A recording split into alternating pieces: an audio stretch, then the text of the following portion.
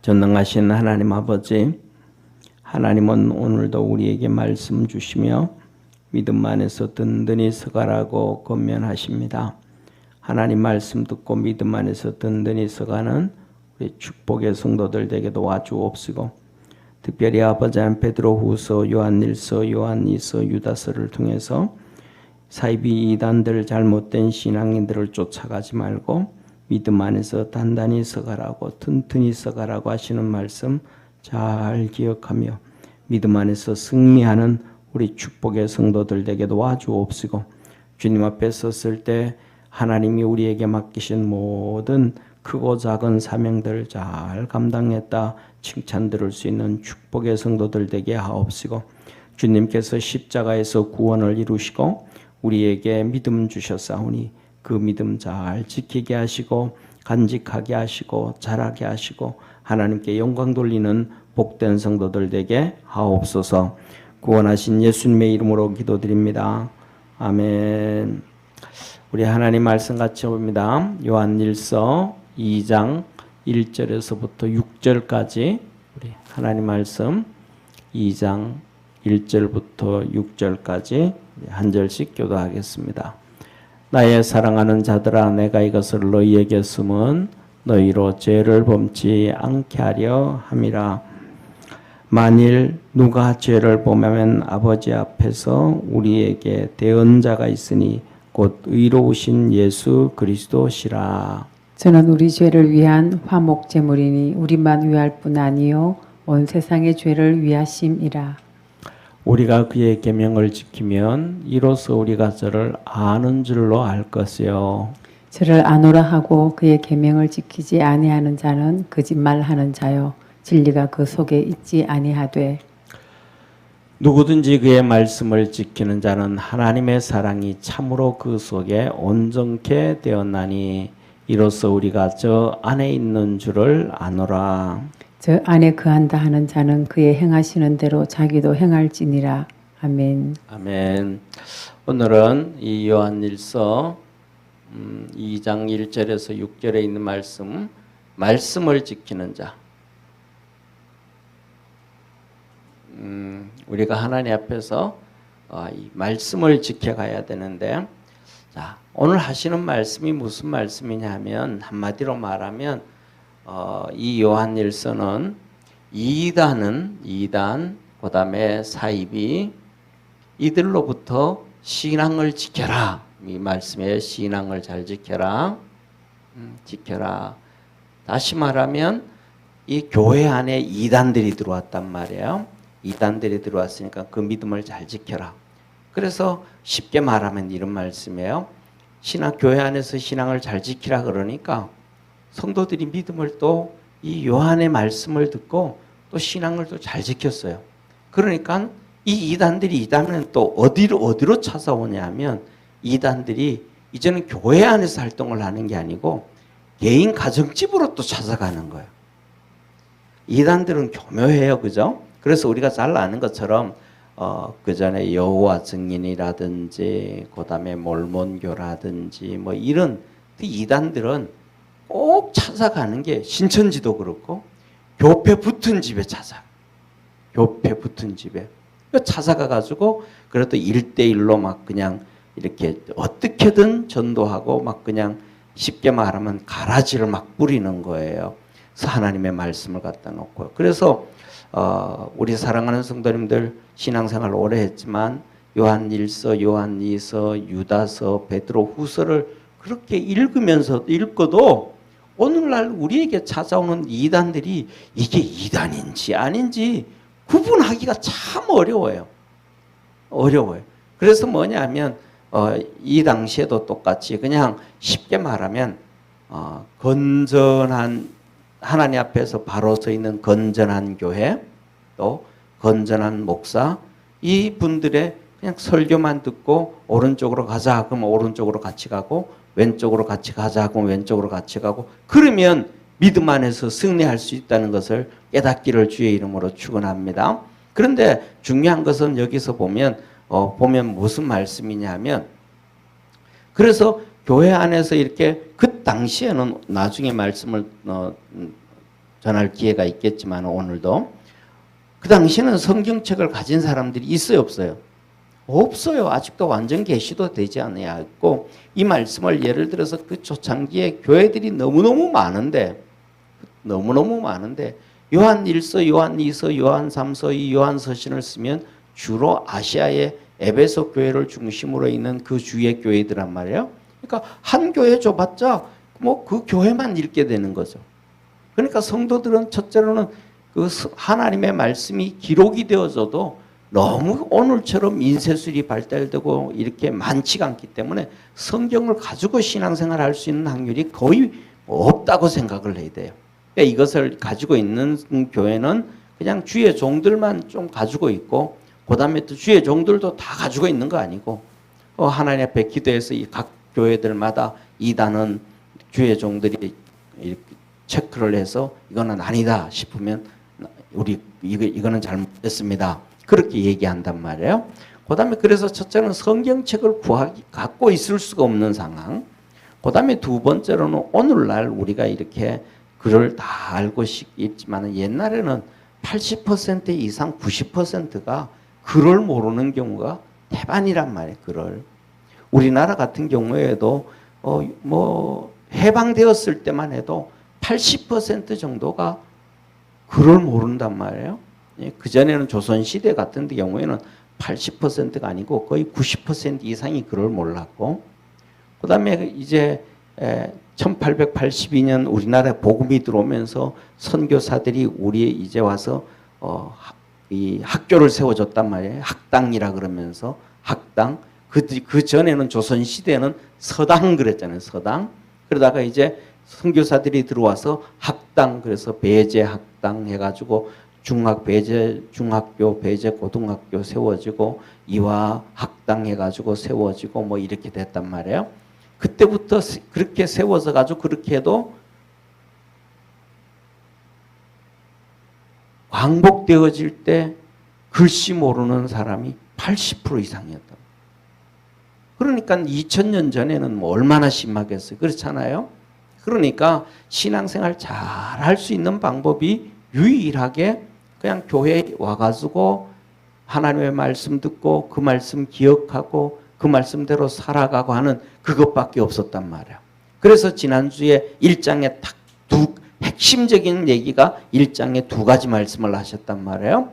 첫째로는 1장 핵심적인 말씀이 뭐냐면 사도 요한이 말합니다. 우리는 보았고 들었고 확인을 했고 증거를 했다. 이것 딱 해줬단 말이에요. 무슨 얘기요? 예수님에 대한 얘기, 그리스도에 대한 얘기.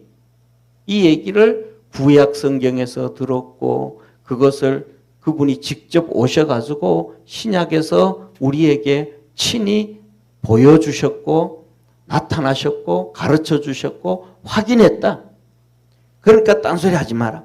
하다못해서 부활하신 예수님도 우리가 만져봤다. 그리고 같이 식사도 해봤다.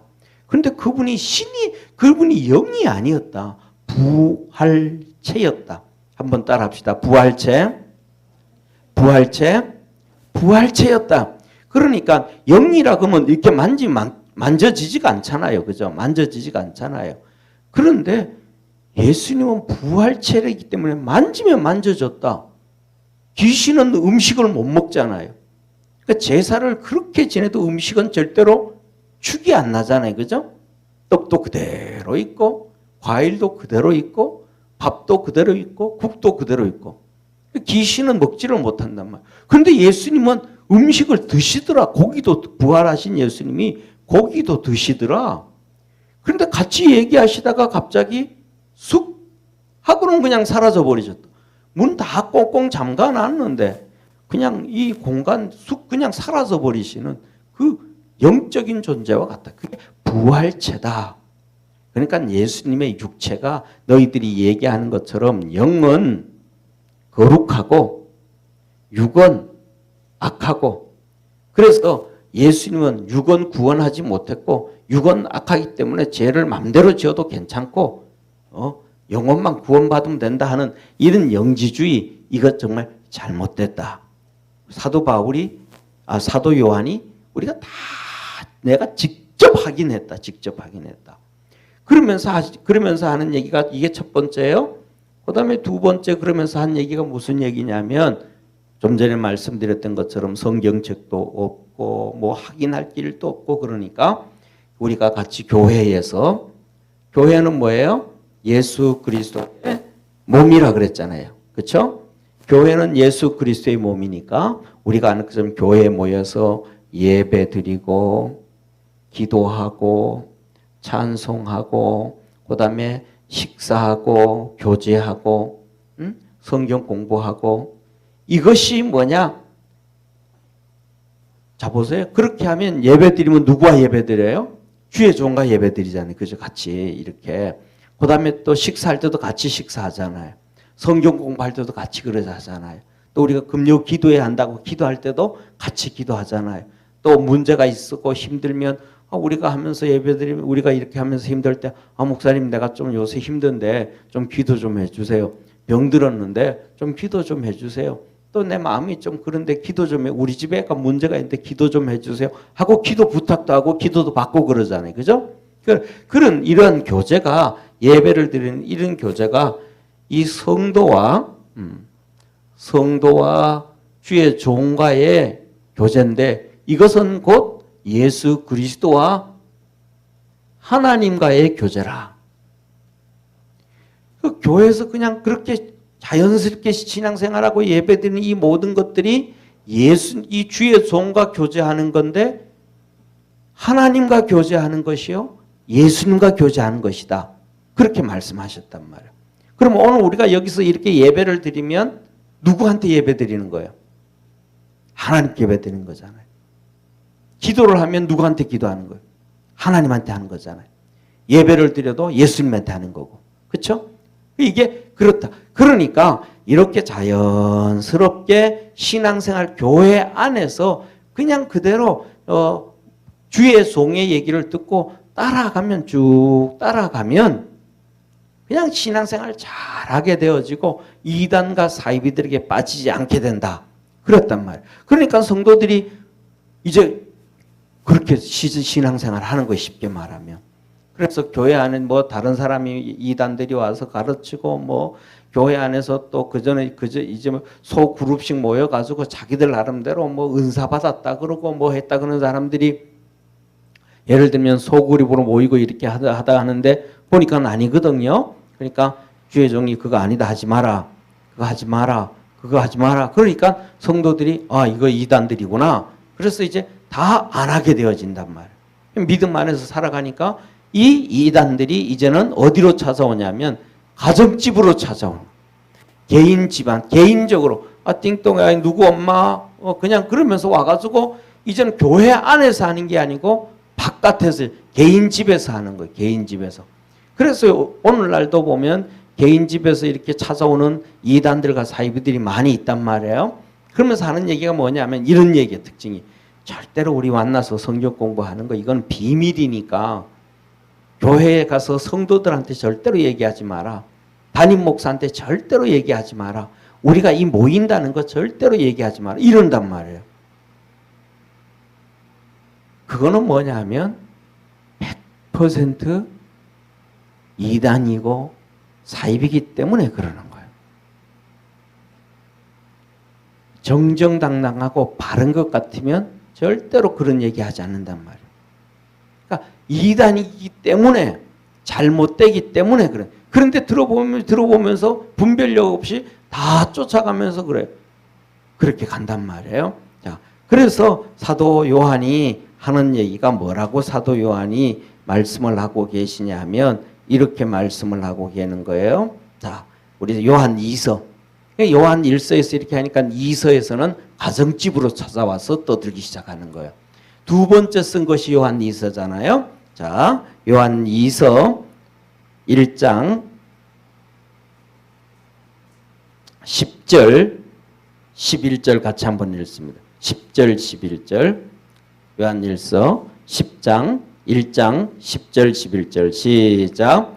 누구든지 이 교훈을 가지지 않고 너희에게 나아가거든 그를 집에 들이지도 말고 인사도 말라. 그에게 인사하는 자는 그 악한 일에 참여하는 자임이니라. 이 동참하면 그들을 영접하면 집으로 들어와 우리 같이 공부하자 우리 같이 얘기하자 이렇게 하면 그냥 친교만 하는 것이 아니고 이 악한 사단의 일에 동참하는 것이다. 이단에 가는 것이다. 그러니까 그들을 집에 들이지도 말고 집에서는 성경 공부도 하지 말고 그들이 와서 목사한테 얘기하지 말고 너들 교회 얘기하지 말고 너들 성도들에게 얘기하지 말고 우리끼리만 하자. 비밀이다 비밀.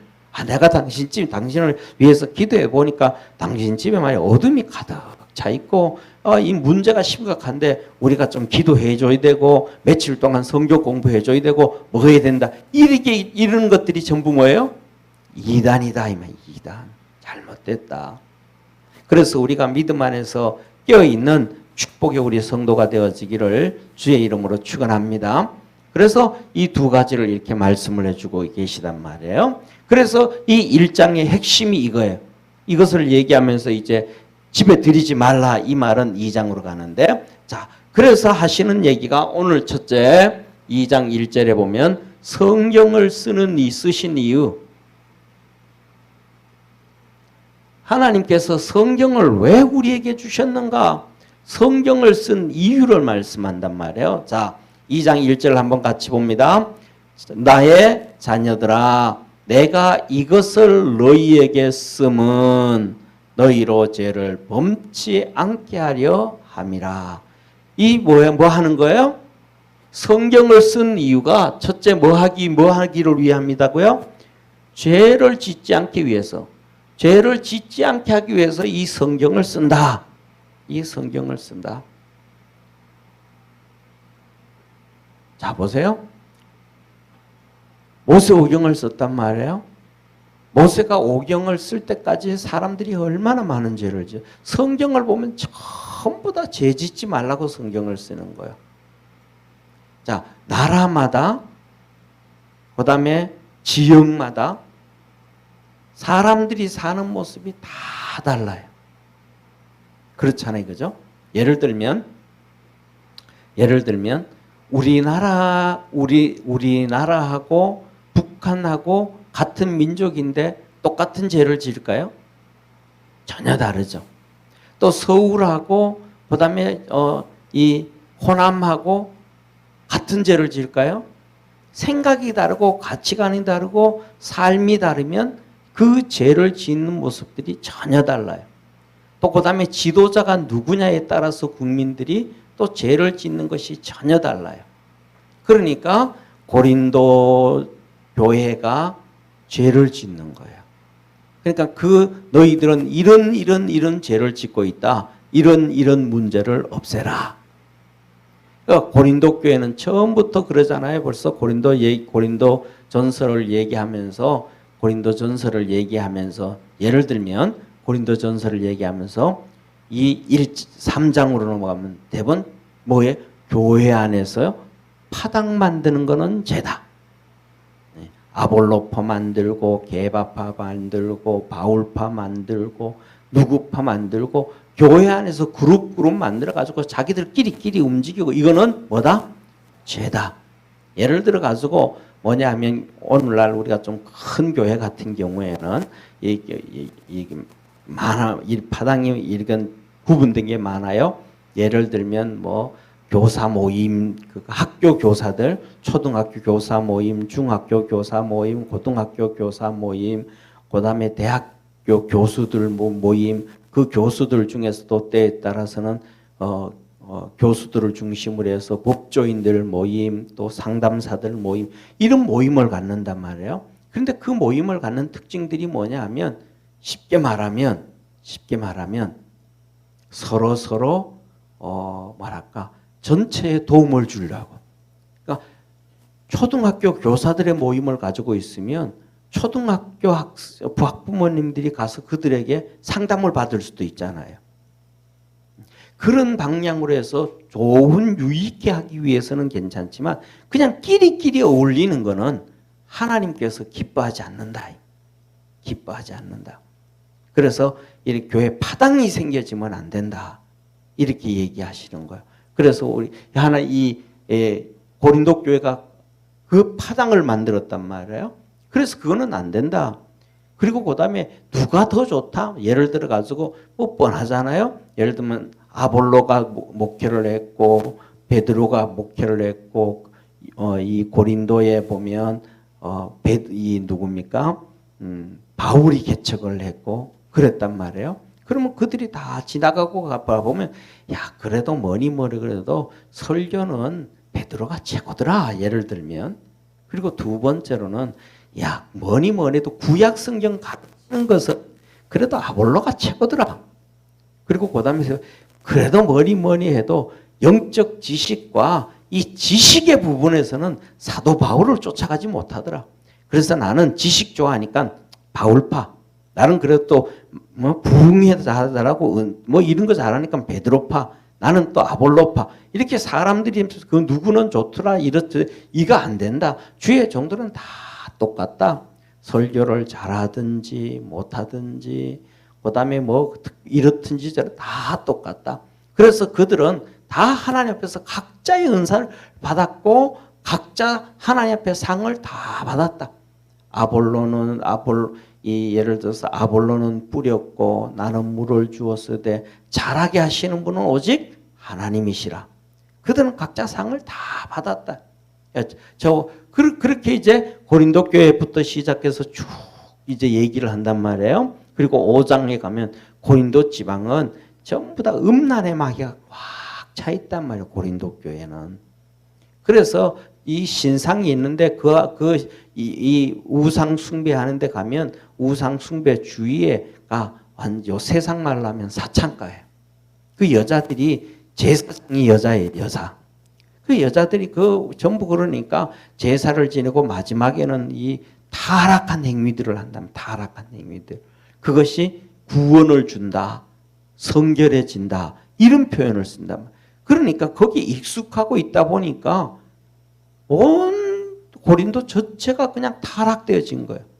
어디까지 타락되어져 있냐면 성적으로 얼마나 타락되어 있냐면 의붓달하고도 그 나쁜 짓 하고 그다음에 계모하고도 나쁜 짓 하고 그런데 그러다 보니까 완전히 그냥 타락되고 나니까 이게 죄인지도 아닌지도 모르는 거예요. 예수 믿는 사람들도 그러는 거예요. 고린도 교회 성도들까지도 그러는 거예요. 그러니까 고린도전서 5장이 말해 너희들 그 짓 하면 안 된다. 그 짓 하면 하나님께서 너희들을 멸하신다. 너희들을 죽이고 마지막 날에 영혼이라도 구원할지 모르겠다. 이렇게 말씀하신단 말이에요. 그래서 그런 거 하지 말고 오히려 그렇게 타락하고 죄지을 바에는 결혼하지 말고 주님 위해서 헌신적으로 살아라. 고린도전서 7장 나같이 결혼하지 않고 다 그냥 주님 앞에 사는 것이 좋다. 그러나 타락하고 죄지을 것 같으면 결혼하는 게 낫다. 하면서 고린도 교회에 있는 죄 짓고 사는 모든 문제를 고린도 전서를 통해서 다 정리를 해 주신단 말이에요. 할렐루야. 다 정리를 해 주니까 그러면 죄가 안 져야 되잖아요. 그렇게 해줬는데 그 다음에 또 죄를 짓는 거예요. 또 다른 죄가 또 나오는 거예요. 다른 죄가. 무슨 죄가 나와요? 예를 들면 고린도 교회는 은사가 풍성한 교회였어요. 하나님께서 정말 은사를 물붓듯 부어준 교회가 고린도 교회였어요. 그러니까 은사를 막 받아가지고 어떤 사람은 믿음의 은사, 어떤 사람은 병 고치는 은사, 어떤 사람은 능력 행하는 은사, 막 어떤 사람은 지혜의 은사, 어떤 사람은 지식의 은사. 이 은사를 받으면 성도들이 어떻게 되어져요? 이 은사를 받고 나면 성도들이 하나님의 섭리와 계획을 모르면 다시 말하면 이 은사를 주신 것은 고린도전서 12장의 은사잖아요. 그 다음 12장 13장 은사잖아요. 그래서 12장 앞부분은 9가지 은사, 일반 은사. 그 다음에 12장 후반부로 가면 직분의 은사. 하나님께서 교회를 위하여 사도와 선지자와 복음 전하는 자로 주셨으니 하면서 이 고린도 전서 12장에는 이 목사의 은사가 안 나와요. 목사가 안 나와요. 그거는 이제 에베소서에 나와요. 왜냐하면 고린도전서는 성경이 빨리 기록되어졌으니까 빨리 기록되어졌을 때는 아직도 사도들이 왕성하게 활동을 하고 있는 거예요. 사도들이 왕성하게 활동을 하고 있으니까 사도 다음에 후계자들을 세울 필요가 없는 거예요. 그들이 막 왕성하게 일하고 있으니까. 이해가 되시죠? 그러니까 목사가 안 나오는 거예요. 그런데 이제 시간이 지나고 난 다음에 에베소서를 기록할 때 되면 시간이 많이 지나고 이제 모든 이 사도들도 각자 다 흩어져서 마테라든지 이런 바돌로메라든지 이런 분들은 이 이디오피아로 애굽으로 가고 도마는 인도로 가고 그다음에 전부 다 흩어져서 사역을 하고 그다음에는 이제 그들도 순교를 당하고 이제 후계자가 세워질 때가 되는 거예요. 그러니까 에베소서에 목사, 교사와 목사로 주셨으니 하면서 사도들의 뒤를 이어서 목사들의 직분이 이제 나오기 시작을 하는 거예요. 자, 그래서 이 고린도전서 12장 앞부분에서는 9가지 은사, 일반 은사. 고린도후서 뒷부분에서는 직분의 은사. 그리고 마지막 31절에 하는 얘기가 더 큰 은사, 은사 중에서 최고의 은사를 내가 너에게 보여주겠다 얘기하고 13장 1절부터 13절까지 사랑의 은사를 얘기해요. 그러니까 이 13장은 사랑장이 아니고 은사장으로 하나가 12장 13장이 전체가 은사장인 거예요. 그 은사 중에서 뭐예요? 방언의 은사, 능력 행하는 은사, 지혜의 은사, 무슨 은사 보다가도 최고의 은사가 사랑의 은사라. 왜? 사랑은 하나님 자체니까. 할렐루야. 그래서 뭐냐면 사랑은 하나님 자체니까 그 은사가 최고의 은사라는 거예요. 그래서 하는 얘기가 뭐 고린도전서에 나오잖아요. 13장에 나오잖아요. 믿음도 소망도 모든 지식도 지혜도 모든 은사들이 다 사라지나 사랑은 영원하다. 왜? 하나님이 영원하신 분이니까. 그래서 교회가 우리가 얘기하면 뭐예요? 우리가 교회가 전도를 하는데 전도를 잘하는 사람은 말을 잘하는 사람이 전도를 잘하는 것이 아니고 믿음이 있는 사람이 전도를 잘하는 것이 아니고 사랑이 많은 사람이 전도를 제일 잘하는. 벽길 가던 사람들, 믿음이 없던 사람들을 다시 교회 안으로 이끌어들이고 믿음으로 키워가는 것도 사랑의 은사. 이 사랑이 제일 좋고 큰 은사다. 할렐루야. 그리고 나중에 14장에 들어오면 인사의 사용법. 은사의 사용법. 하나님께서 은사를 왜 주셨는가? 은사 주신 목적이 뭔가? 은사 주신 목적은 두 가지라. 첫째로는 그러면서 예를 들어요. 은사 사용법, 활용법. 이 은사 활용법, 사용법을 들면서 그 예를 방언으로 들어요. 방언을 하면서 방언은 첫째 근본적인 뭐 방언 들어가면 여러 가지 방언이 있을 수 있어요. 대표적으로 이제 사도행전 2장이 나오는 오순절 성령의 방언은 전도용 방언이에요. 전도용 방언. 그다음에 두 번째 이 사도행전 2장에는 오순절 방언은 전도용 방언, 전도용. 다른 말로 하면 선교용 방언이에요.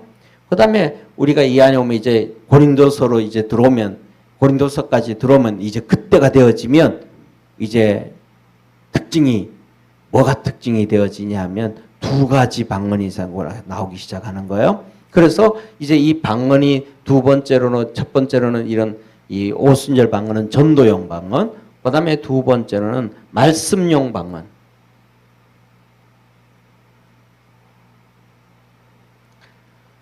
하나님의 말씀용. 그래서 뭐 예를 들면 그 교회들은 막 있는데 선도들도 막 예수 믿는 사람들이 많은데 각자 그들이 예루살렘에서 복음을 받고 자기 고향으로 돌아가고 대표적으로 구레네 시몬이잖아요.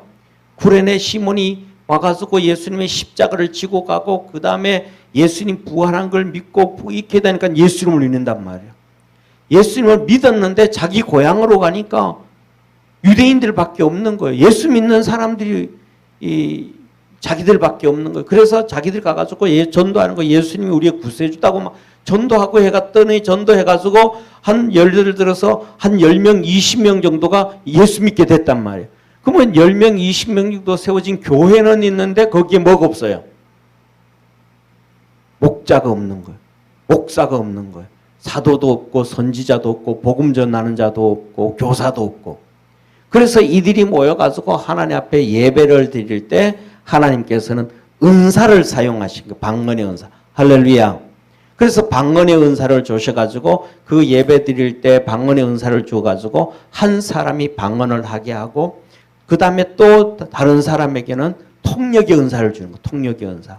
그래서 그러니까 한 명이 방언을 하고 자기가 방언을 하고 자기가 통역을 하고 또 한 명이 자기가 방언을 하고 자기가 통역을 한다든지 그 다음에 또 자기가 방언을 하고 다른 한 명이 통역을 한다든지 이거는 아니다. 이건 말씀의 은사 아니다. 이건 잘못 아니다는 거예요. 왜? 자기가 방언을 하고 자기가 통역하면 얼마든지 성도들을 속이고 자기 마음대로 얘기할 수 있고. 그렇죠? 그 다음에 두 번째로는 내가 방언을 하고 옆에 있는 한 사람을 통역을 시키면 둘이 입만 맞추면 얼마든지 사람들을 이렇게 마음대로 조정할 수 있으니까. 그래서 성경에서는 한 명의 방언과 두 명의 통역. 그래서 절대로 하나님 앞에서 성도들을 속이지 못하게 하는 거예요. 할렐루야. 이것이 성령의 이 앞에 나오는 여기에요. 일반 은사에 나오는 방언의 은사와 그 다음에 통역의 은사가 나온단 말이에요. 이게 바로 이 말씀이었다 이 말이에요. 할렐루야. 그 다음에 세 번째로는 개인의 은사예요. 개인의 은사, 방언을 줬단 말이에요. 이 개인에게 방언을 주신 것은 아무도 알아들을 자가 없다. 이거는 영이 하나님께 하는 것으로서 누구도 알아들을 자가 없다. 이게 이제 세 번째 방언의 은사예요. 이것은 개인 성장용 방언이에요. 그래서 사도 바울이 14장에 들어가면 나는 다 너희가 방언하기를 원한다. 그러나 방언하는 것보다는 하나님의 말씀 증거하기를 원한다. 그래서 교회 앞에 서가지고 예를 들면 달달달 랄랄라 굴굴굴 하면서 1000마디 만마디를 해봐라. 성도들에게 유익이 있나? 그러나 오히려 깨닫는 마음으로 5마디 우리가 하나님 앞에서 이렇게 목자도 없고 아무도 없지만 하나님이 사랑하는 마음으로 모여서 열심히 예배드리고 기도하는 것을 하나님은 기뻐하십니다. 그러니까 우리가 열심히 모여서 하나님 찬양합시다. 이 깨닫는 마음으로 이 5마디가 앞에서 가서 룰루루 랄랄라 하면서 통역도 없는 하나님이 주신 방언의 말씀도 아닌 그것을 하는 것보다는 낫다. 할렐루야. 이것이 바로 뭐예요? 이 방언의 이 고린도전서 14장에 나오는 방언의 비유를 하면서 그래서 나는 너희들이 다 방언하기를 해서 너의 믿음이 성장되는 걸 원한다. 그런데 중요한 것은 너희들은 방언만 하면 안 된다.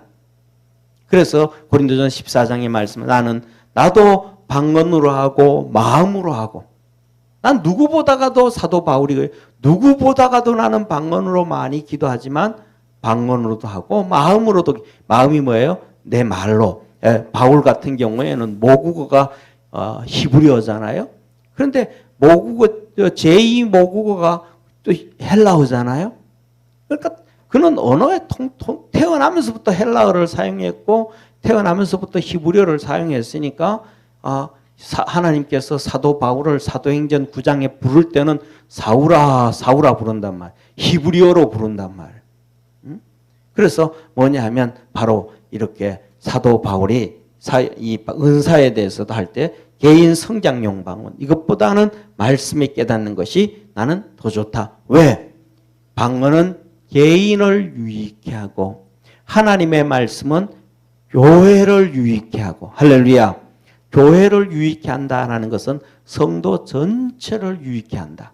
그러면서 고린도전서 14장에 하나님께서 4번인가 걸쳐서 14장 한 번에 4번인가 걸쳐서 너는 방의 은사를 위해서는 교회의 덕을 위해서 사용해라. 이 교회의 덕. 방의 모든 은사를 사용할 때 이 교회의 덕이 되지 않으면 안 된다. 한마디로 말하면 하나님이 너희들에게 은사를 주신 목적은 교회의 덕을 위해서 은사를 주신 것이지 교회의 덕이 안 되면 그 은사는 꽝이다. 그렇게 말씀하셨단 말이야.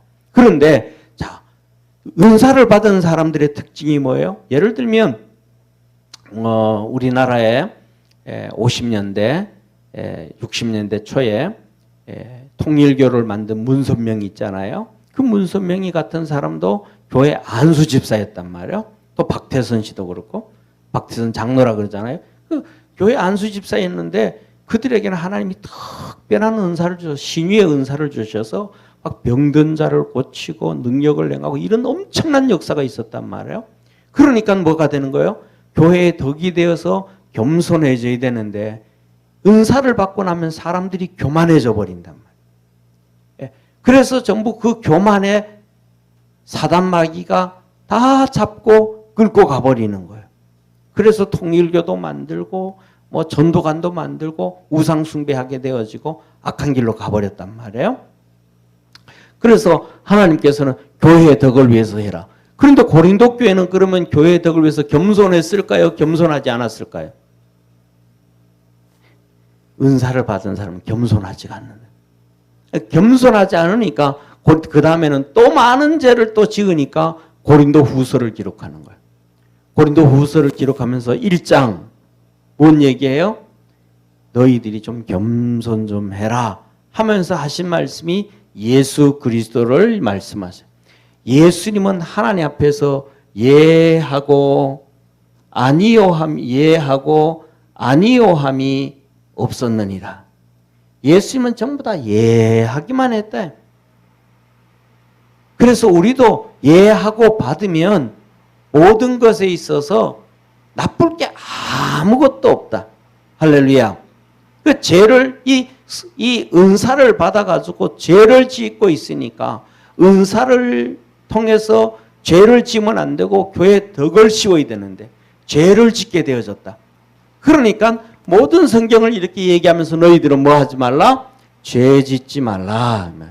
예? 너희가 이것을 너희들에게 증거하면 성경을 쓰는 것은 죄 짓지 않게 하려 함이니라.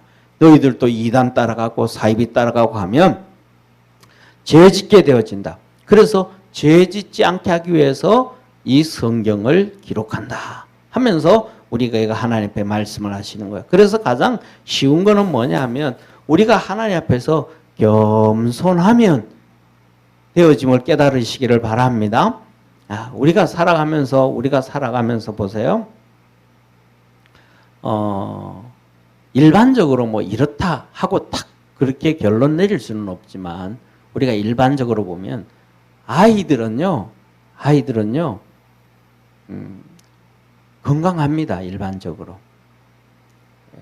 뭐 적당한 예가 될지는 모르겠지만 오늘날 우리가 살아가는 코로나 있잖아요. 그죠? 코로나를 보면 10세 이하의 아이들은 코로나 걸려서 죽은 애들이 한 명도 없습니다. 거의. 코로나 걸려도. 그 다음에 20세 밑에 아이들도 거의 없습니다. 그 다음에 30대 밑으로 20대 가면 뭐 정말로 가끔 한 명 이렇게 나올까, 코로나 걸려서 죽는 사람이 나올까 말까 그래요. 그 밑으로 가면 정말 없어요. 그런데 뭐냐 하면 백신을 맞춰가지고 부작용 생기는 아이들이 몇 배나 더 많아요. 그러니까 20세, 그러니까 그 30세 이하는 백신 맞춰가지고 그 부작용 생겨서 생명을 잃어버리는 아이들, 그 다음에 문제가 터지는 사람이 몇 배나 많아요. 그러니까 10대 이하로 가면 거의 없어요. 부작용만 있을 뿐이지 코로나 안 맞아도 아무렇지도 않아요. 그런데 그거 이제 좀 들어가면 좀 더 그런 얘기가 되는데, 그런 것들을 따져보면서 우리가 생각해 봐야 될 이유 중에 하나가 뭐냐면 아이들은 그냥 많은 것들을 안 먹어요. 그러니까 자기 생각대로 막 그러지 않아요. 그냥 부모가 주는 대로 그냥 심플하게, 그쵸? 그냥 뭐 이렇게 어릴 때는 엄마 젖만 먹고, 그 다음에 이유식 그냥 간단하게 먹고, 그 다음에 이렇게 먹으면서도 그냥 이렇게 부모가 주는 가지수가 많지 않아요. 근데 이제 나이가 들면 들어갈수록 자기 생각이 깊어지는 거예요. 그래가지고 자기 생각, 자기 입맛대로 뭐 이것도 먹고, 자기 입맛대로 이것도 먹고, 막 세상의 것 다 골라 먹는 거예요. 다 골라 먹는데 병은 더 많이 걸려. 이 말씀을 이렇게 생각을 한번 해봐요. 우리가 신앙생활하고 믿음으로 이렇게 하다가 보니까 이제는 우리가 성경도 읽고 하니까 성경을 자기 나름대로 각자 해석을 다 하는 거예요. 그러다 보니까 이거는 이렇고 이거는 이렇고 이거는 이렇고 이 목사님 이 목사님의 설교는 이렇고 저 목사님의 설교는 저렇고 이거는 이렇고 그러면서 뭐냐면 자기가 원하는 것만 받아들이는 거예요. 나이 든 사람들처럼. 그런데 뭐냐면 아이들은 그냥 별것도 아닌데도 맛없는 거 엄마가 주는 것만 그대로 먹고 그런데도 거의 건강해요. 그런 것처럼 뭐냐면 하나님 말씀 안에서 우리가 믿음으로 승리한다는 것은 한마디로 말하면 성경을 많이 알아서 그래서 승리하는 것이 아니고 하나님의 말씀을 듣고 하나라도 순종해 갈 때 믿음으로 승리한다는 걸 믿으시길 바랍니다. 그러니까 제가 우리 성도들한테 말씀드리잖아요. 베드로후서, 요한일서, 요한이서, 유다서가 이단들을 위해서 특히 이제 요한복음도 그렇고 이 이단들로부터 성도들을 지키기 위해서 기록을 했는데 요한복음을 읽고 요한일서, 이서, 베드로후서, 유다서 이 5권을 성도들이 그렇게 많이 읽어도 실질적으로 이단과 딱 부딪혀 보면 그게 이단인지 아닌지 어떻게 해야 되는지를 모르고 빠지는 사람이 너무 많은 거예요. 그런데 중요한 거는 뭐냐면 그 성경을 요한복음이나 베드로후서나 요한일서나 요한이서나 유다서를 한 번도 안 읽었고 그 성경책을 한 번도 안 봤는데도 왜? 글씨를 모르니까 옛날 성도들이에요. 글씨를 모르니까 하나도 안 봤는데도 그냥 열심히 교회 와가지고 예배 드리고 목사님 말씀 듣고 또 그대로 신앙생활하고 신앙생활하면 7, 80년 신앙생활하면 한 목사님하고 신앙생활만 어떻게 하겠어요, 그죠? 그분이 평생 그 교회를 다닌다 그래도 어떤 목사님 와 있다가 또 가고 또 다른 목사님 또 오시고 또 목회하다 보면 또 뭐 가시고 또 오시고 이러다 보면 여러 목사님을 만나잖아요. 뭐 새로 오시는 목사님 말씀 듣고 또 그렇게 신앙생활하고 그분이 가시면 또 와서 신앙생활하고 그렇게 살았더니 뭐 이단에게 빠지지도 아니하였고 잘못된 길로 가지도 않았고 자기 재산 다 털어서 뭐 이단들에게 갖다 준 것도 없고 그냥 믿음 생활 잘하게 됐다. 뭐 했는데도 성경을 하나도 안 읽었는데도 우리가 중요한 것은 성경을 많이 알아야 중요한 것이 아니고 하나님 앞에서 믿음으로 한 발자국 한 발자국 교회 안에서 교회 바깥으로 나가면 심각한 문제가 터지고 교회 안에서 믿음으로 살아갈 수 있는 우리 축복의 성도가 되기를 축원합니다. 그러면 우리가 신앙생활 하나님 앞에 가면 크게 후회하지 않고 잘못됐다고 책망 듣지 않게 되어진다. 왜? 교회 안이라는 것은 예수 그리스도 안이라는 거예요. 교회는 예수님의 몸이기 때문에. 할렐루야. 그리고 요한 사도가 얘기한 교회 안에서 이렇게 예배드리고 기도하고 교제하고 섬기고 봉사하는 것은 그냥 하나님과 하는 것이다. 우리 눈에 보이지 않지만 하나님과 하는 것이다. 그래서 요한 계시록에 주님이 마지막 성경을 기록하신단 말이에요. 요한 계시록 주님이 요한 사도를 통해서 마지막 계시를 하는데 하나님이 요한에게 나타나신 거, 우리 주님이. 긴 옷을 입고 촛대 사이를 걸어 다니시는 이가 가라사대. 촛대 사이를 걸어 다니더라 이 말. 촛대 사이. 촛대는 뭐예요? 이렇게. 이게 촛대란 말이에요. 7촛대요.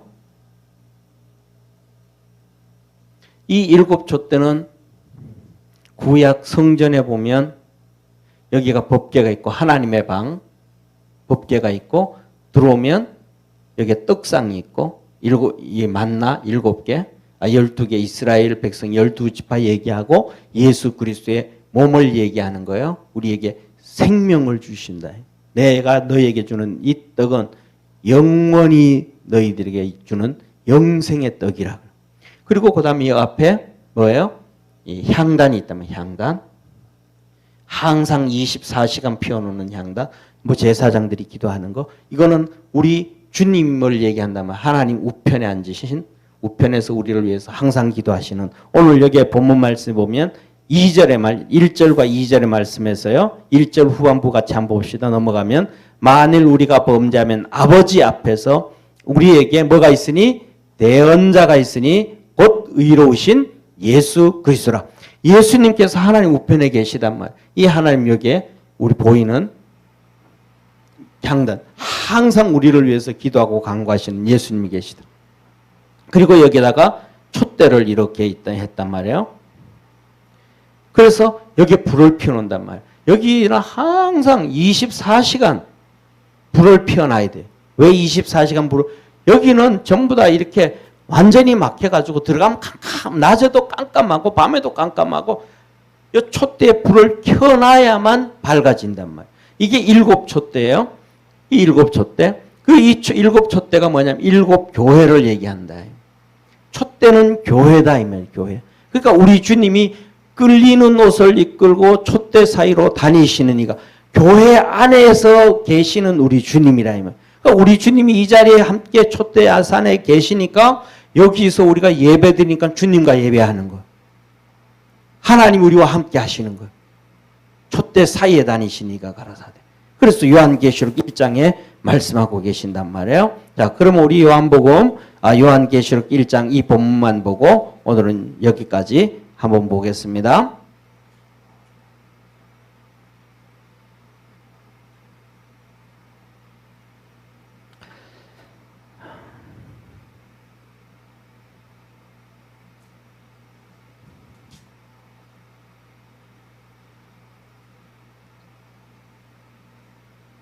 자, 한번 같이 봅니다.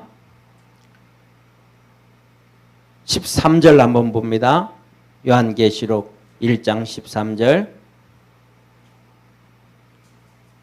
같이 읽습니다. 이 사도 요한이 이제 주의 음성을 듣고 눈을 떠서 보는 거예요. 12절부터 한번 같이 봅니다. 12절부터 같이 읽습니다.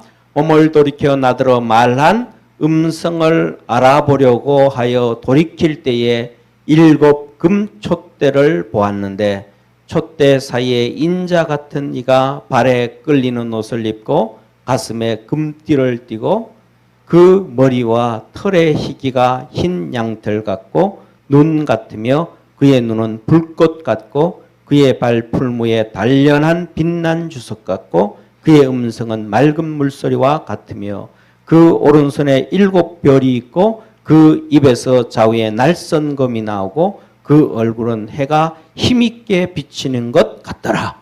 이분이 뭐예요? 금촛대, 7촛대 사이 7교회 다 다니시는데 손에 뭐를 잡고? 오른손에 뭐를 잡고? 오른손에 뭐를 잡았어요? 16절에 그 오른손에 7 별이 있고 오른손에 7 별을 잡고 오른손에 7 별을 잡고 7 금촛대 사이를 7 교회를 다 다니시더라 이 말, 다 다니시더라 이 말이에요. 그러면서 이렇게 말씀하시잖아요. 자 보세요. 20절 같이 봅니다. 19절 20절 같이 했습니다. 그러므로 내 본 것과 이제 있는 일과 장차 될 일을 기록하라. 내 본 것은 내 오른손에 7별의 비밀과 7금촛대라. 7별은 7교회의 사자요 7촛대는 7교회니라. 자 보세요. 7촛대의 비밀, 7별의 비밀이란 말이에요. 그러니까 보세요. 7촛대는 예수님의 옷이 끌리는 7촛대는 7교회, 7교회 일일이 다 다니시면서 계시는 7교회, 7촛대, 모든 7교회라는 것은 아시아의 7교회거든요. 그건 모든 교회를 얘기하는 거예요. 그 다음에 7별, 오른손에 7별을 잡다. 7교회의 주의 종들을 붙잡고 있더라 이 말이에요. 그러니까 주의 종의 말, 그 정상적인 교회 안에 주님이 계시는데 그 교회 주의 종을 주님께서 오른손으로 붙잡고 계시고, 그래서 그들과 함께 정상적으로 신앙생활하고 믿음생활하면 우리가 믿음 안에서 승리하게 되어진다. 이게 하나님의 은혜요, 하나님의 축복이란 말이에요. 그런데 오늘은 이 7별을 잡고 있는 주의 종의 얘기도 그거는 틀렸고 이거는 이렇고 이거는 이렇고 이거는 이렇고 자기가 교만하다가 보면 사단에게 잡혀서 정신없는 믿음, 잘못된 신앙을 갖게 되어진다. 그러니까 그 7별을 탁 잡고 있는 주님을 보면서 그를 통해서 주시는 하나님의 음성을 듣고 믿음으로 승리할 줄 아는 우리 축복의 성도가 되기를 주의 이름으로 축원합니다. 그래서 오늘 이 성경을 기록한 이유가 뭐더라? 바로 하나님께서 너 죄짓지 말아라. 죄짓지 말아라. 우리가 그냥 쉽게 신앙생활하면 되는 거예요. 너무 어렵게 하지 말고. 할렐루야. 기도드리겠습니다. 전능하신 하나님 아버지, 우리 사랑하는 모든 믿음의 성도들이 하나님의 말씀을 통해서 또 들을 때에, 읽을 때에 깨닫는 영을 주시고 성령의 역사를 부어주셔서 하나님 말씀 안에서 승리할 수 있게 도와주시고 구원의 역사 이루어가게 하시고 죄에서 벗어나는 축복의 우리 모든 성도들 되게 하옵소서. 구원하신 예수님의 이름으로 기도드립니다. 아멘.